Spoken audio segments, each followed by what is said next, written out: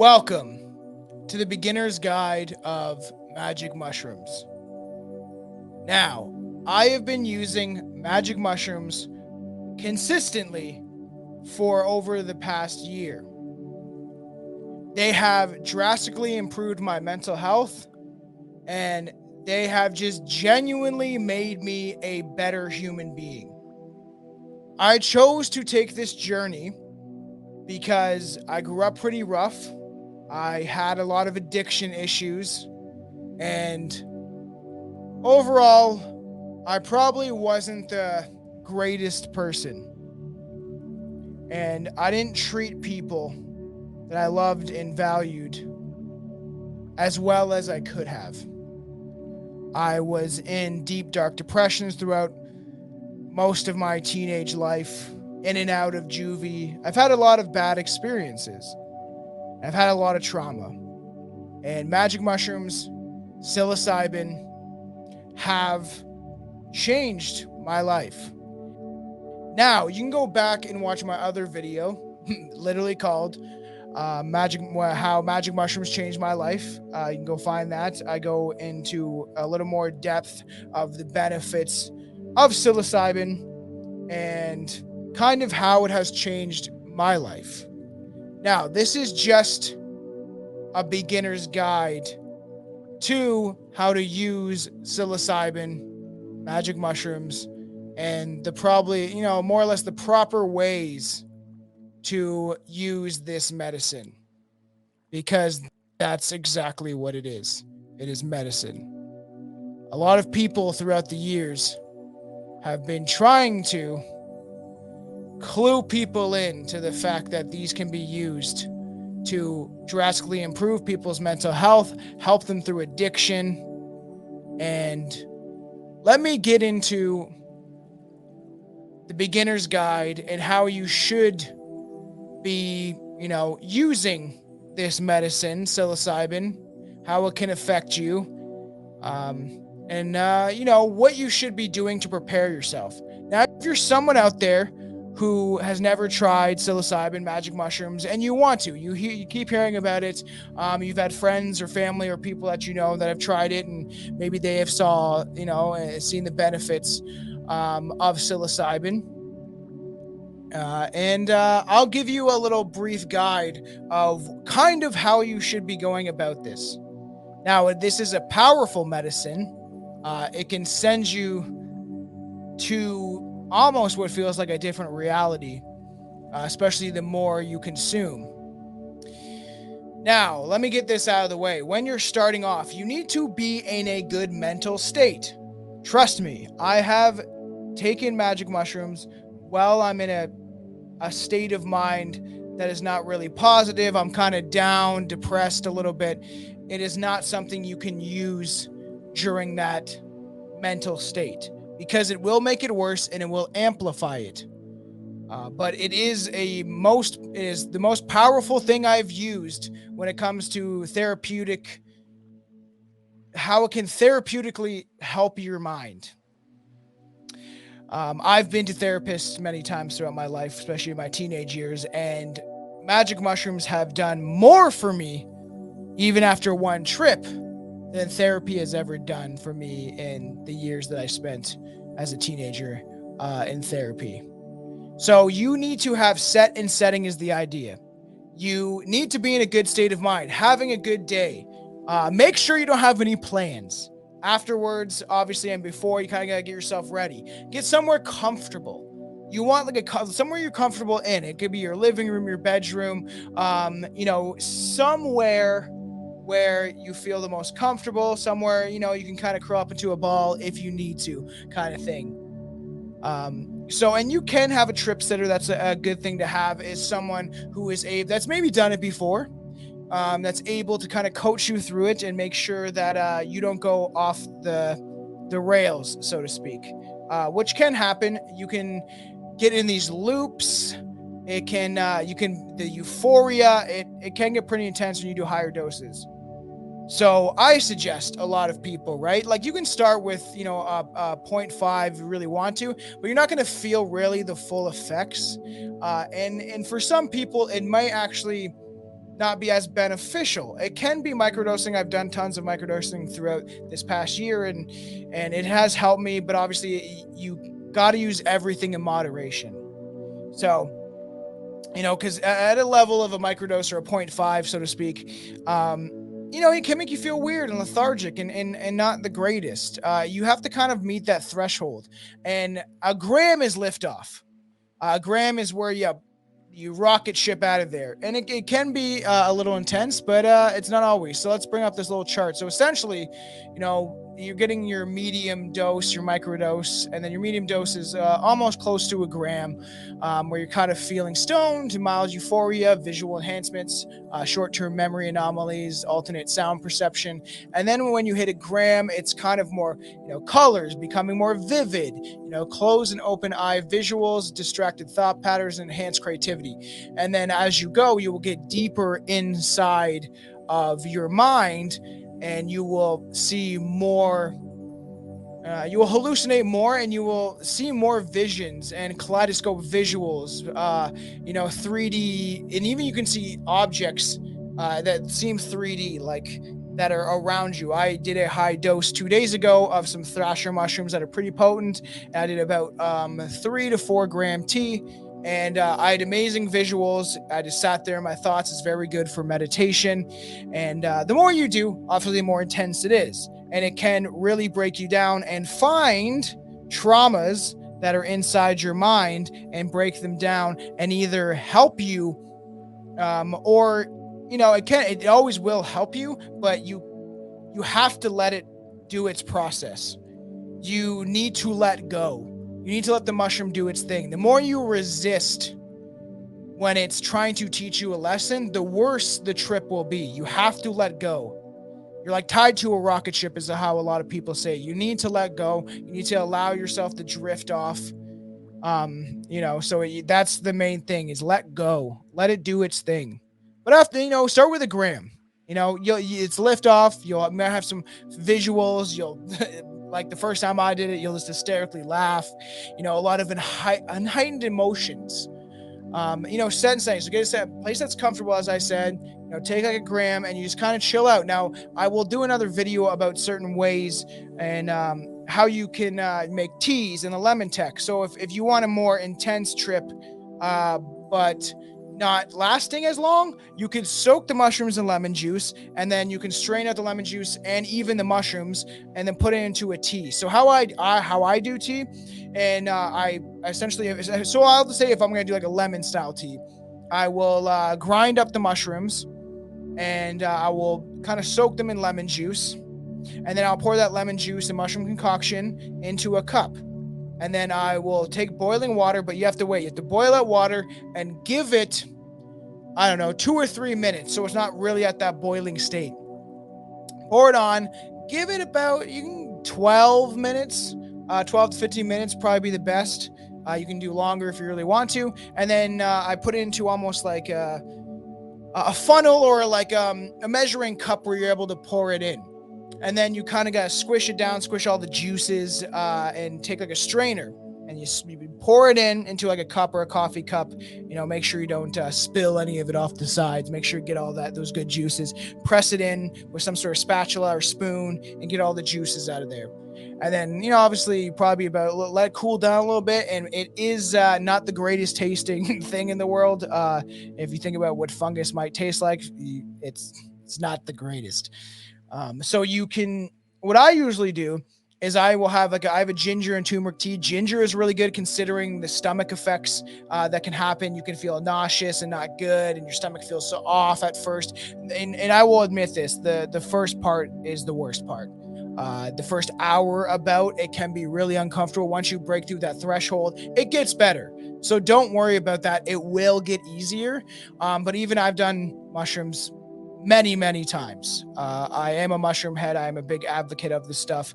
But I will tell you that it can be dangerous also. You don't want to be doing it consistently, and your tolerance builds up.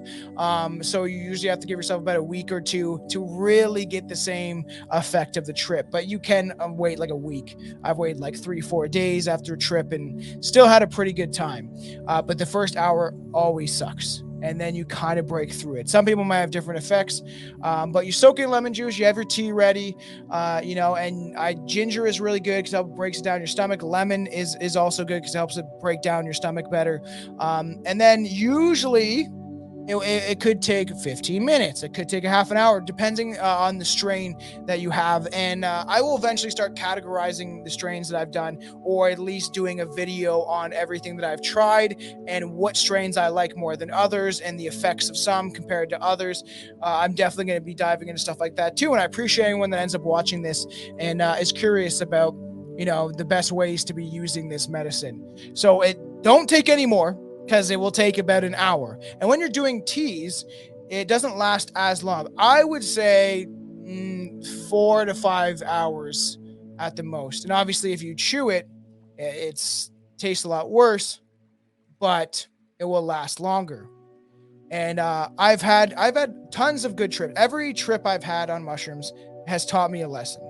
And I've had ones that can be rough and hard, where I'm crying my eyes out thinking about deceased loved ones and figuring out, in my head where they are. I've had a lot of crazy experiences, and I will do a video on some of my mushroom experiences. And actually, on Strange Root Podcast side, my podcast, we're doing a magic mushroom episode. I might release this first, and then that after, and then we're actually having plans to do a whole episode about my co-host and another guy from Inquirers of Reality, Shane, about our experiences with magic mushrooms and all the crazy trips that we've had, which will eventually lead into discussions about LSD and all that stuff. So it will take about an hour. You'll start feeling a little weird. You might need to lay down. You're gonna have stomach aches, nausea. That's why it's good to drink lots of water too.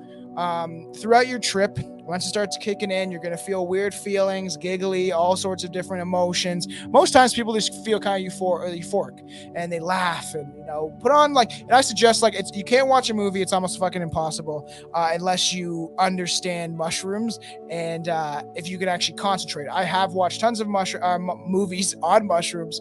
I have a projector, so we've done it outside. I've had crazy experiences sitting on these nice little couches outside with a projector going, watching things even like horror movies, which most people would not suggest. But for your first time, even my first time, I throw on some nature videos. Some of it can be a little weird at first, especially you got to pick a nice positive nature doc or something like that. But most times you could probably just throw on music is the best bet, kind of calming music, especially depends what you want out of it. If you want to do a more meditative kind of thing when it comes to mushrooms, you can be in silence, but most times you can throw on beats, music that you like, throw on positive music. You can even throw on binaural beats and stuff like that, and kind of let it come in, and just there's a lot of ways that you can do this, but you're gonna chill out, you're gonna feel like you don't really know what you need. That's a lot of the times during mushrooms, I need something, but I don't know what it is. So that's going to kick in. You might go into a loop in your head, even if you have someone you're with and you guys are talking, you might get in this loop. It happens. And then you got to get yourself out of there. But it is very beneficial because it can teach you things. But a lot of the times, people's first experiences, you're just going to be aware of the feelings that it's making you feel. You're going to be laughing, having a good time, almost like your sense and your senses are more in tuned to things around you and reality, and you'll start seeing visions and stuff like that. If you close your eyes, you can see things like I've seen 1,000 eyes when I've closed my eyes looking back at me. It's a pretty crazy experience.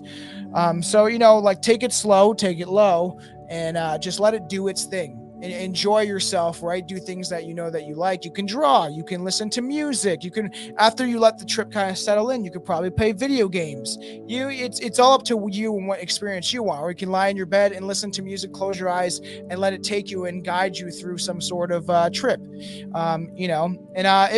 If people actually are interested down the road, I will do maybe a video or something like that where I can guide you through it while you're on mushrooms and show you some fun things to look at, and maybe I'll try to do a calming voice for you guys. But I've had a lot of experience with mushrooms, and I'd like to put it out there and teach people about them because they have changed my life and they've made me a better person. The last trip I had, my takeaway from it was, what am I going to leave here when I die? What am I leaving here in this physical incarnation? I've learned lessons every time I've done them. So I wanted people to be aware of, what not to do, because don't be in a bad mental state. It's not going to weigh in your favor. It's going to be a terrible time. My friend has had experiences, as have I, where you almost feel like you're like dying, but you're not. Okay. You just need to breathe and drink water. Make sure you are breathing. One thing people don't understand is you need to breathe properly. Breathe as you're taking it, like as you like your trip starts to set in. Drink lots of water, and then something I should mention is that make sure you can eat. You can have an empty stomach. Make sure you have lots of water, or eat some like light food. Even you could have something like a chicken breast and some vegetables or something like that beforehand. But usually, it's a good idea to not eat about 3 or 4 hours before your trip. You can fast throughout the day. Some people do that. I've done that. But make sure you're drinking lots of water, eat some fruit, something to have in your stomach a little bit. You don't want if you go on an completely empty stomach, it's going to hit you faster. But you have to make sure you're intaking water and you're breathing as you go through this experience. Because I've seen where people eat too much, their stomach feels off, they're throwing up. It's not a good time. So make sure you fast a little before you end up doing and getting into your mushroom trip. And if there's anything I've left out, I will end up revisiting these topics later on and discussing more about mushrooms. But you'll eventually come down. You'll start to feel normalcy. I always think like, oh wow, I'm starting to get back to normal. Where your visions are going down, and a lot of people need to sleep after. I sometimes haven't, and people think I'm crazy, but you'll probably need to rest because your mind, the neurons in your brain are like firing off like crazy. So your brain is going to be worn out afterwards. You might have a little bit of a headache. Sleep, drink lots of water, just enjoy yourself.